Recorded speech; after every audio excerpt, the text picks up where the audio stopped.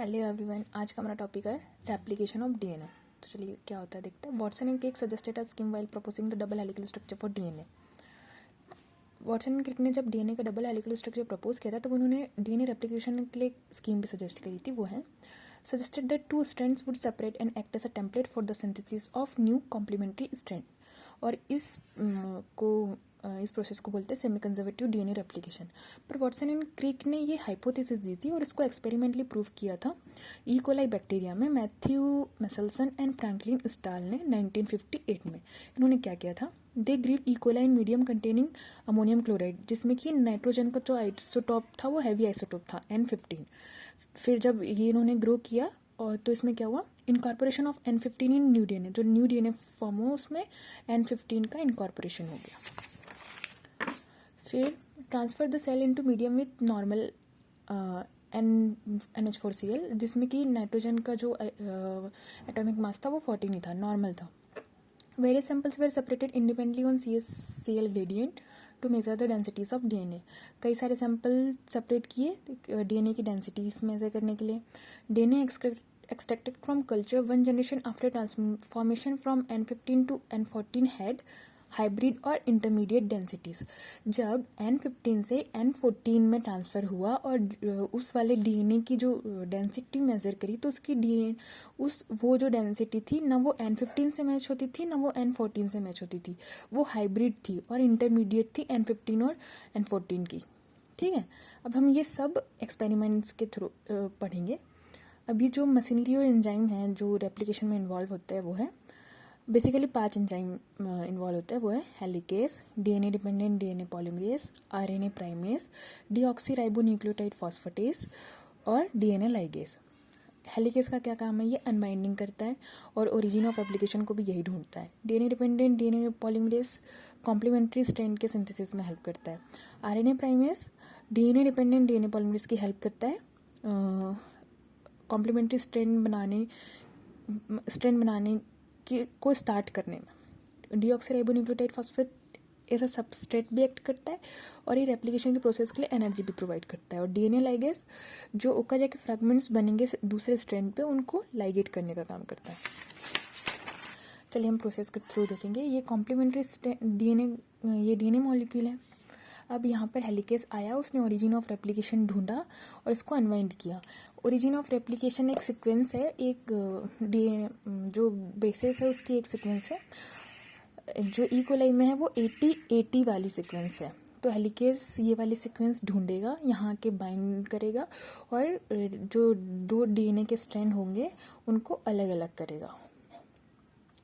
ठीक है, अब जैसे बहुत बड़ा डीएनए मॉलिक्यूल है तो वो पूरा तो एक साथ नहीं खुल सकता, तो एक पॉइंट से अनवाइंडिंग शुरू होगी। तो यहाँ जहाँ से शुरू होगी वहाँ पर एक रेप्लिकेशन फॉर्म होएगा ये वाला, और बाकी हेलिकेस अपना काम इधर कंटिन्यू कर रहा है।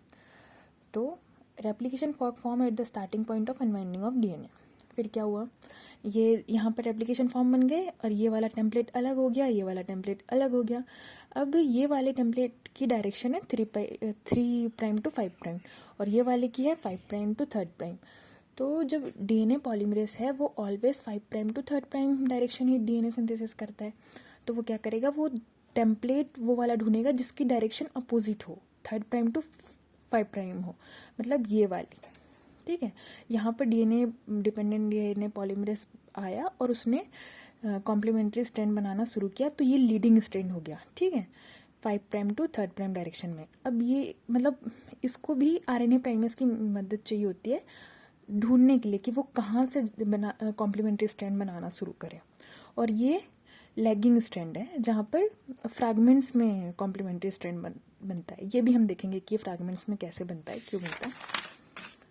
On the another strand, fragments of DNA are formed, which are called Okazaki fragments. Then DNA ligase come. अब जब ये Okazaki fragments बने हैं तो DNA ligase आएगा और इन fragments को बाइंड कर देगा, आपस में लाइगेट कर देगा। The process continue and we get new DNA molecule. ये प्रोसेस कंटिन्यू होगी और हम हमें एक नया DNA molecule मिलेगा।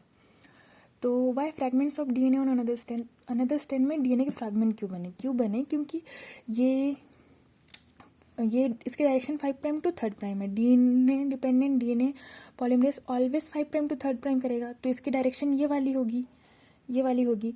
तो अब यहाँ और हेलिकेस अपना काम ऐसे कर रहा है। अब आरएनए प्राइमेस आया, वो यहाँ बाइंड हो गया, तो डीएनए डिपेंडेंट डीएनए पॉलीमरेज में यहाँ पे कॉम्प्लीमेंट्री स्ट्रैंड फाइंड कर दिया, पर हेलिकेस ऐसे जा रहा है, तो मतलब अब यहाँ से टूटा, आरएनए प्राइमेस आया, यहाँ बाइंड हुआ, डीएनए डिपेंडेंट डीएनए पॉलीमरेज ने यहाँ फ्रैगमेंट बना लिया, फिर ऐसे फिर आगे इधर टूट रहा है, तो आरएनए पॉलीमरेज आरएनए प्राइमेस यहाँ आएगा, डीएनए डिपेंडेंट डीएनए पॉलीमरेज यहाँ बनाएगा, तो ये रिवर्स में चल रहा है ना, मतलब यहाँ से यहाँ से यहाँ, इसलिए ये फ्रैगमेंट्स बनते हैं।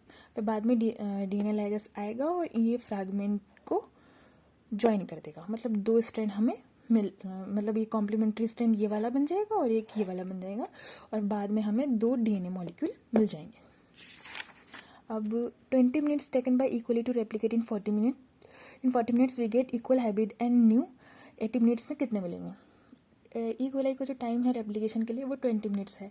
40 मिनट्स में हमें एक हाइब्रिड मिलता है और एक इक्वल नंबर ऑफ हाइब्रिड्स मिलते हैं और equal number of new DNA मिलता है। 80 मिनट्स में कितने मिलेंगे, तो चलिए देखते हैं क्या कितने मिलेंगे। ये डीएनए मॉलिक्यूल है, इसका जब ये N14 में गया तो दो हाइब्रिड्स मिले। आफ्टर 20 मिनट्स में हमें दो हाइब्रिड मिले। अब हम 40 मिनट्स के बाद देखेंगे क्या हुआ। 40 मिनट्स के जब ये वाला टेम्पलेट बनेगा तो इसका एक डीएनए मॉलिक्यूल ये टेम्पलेट बनेगा तो इसका एक डीएनए मॉलिक्यूल वैसे ये टेम्पलेट बनेगा, इसका एक डीएनए मॉलिक्यूल ये टेम्पलेट बनेगा, इसका एक डीएनए मॉलिक्यूल 4 हो गए, मतलब दो हाइब्रिड और दो न्यू।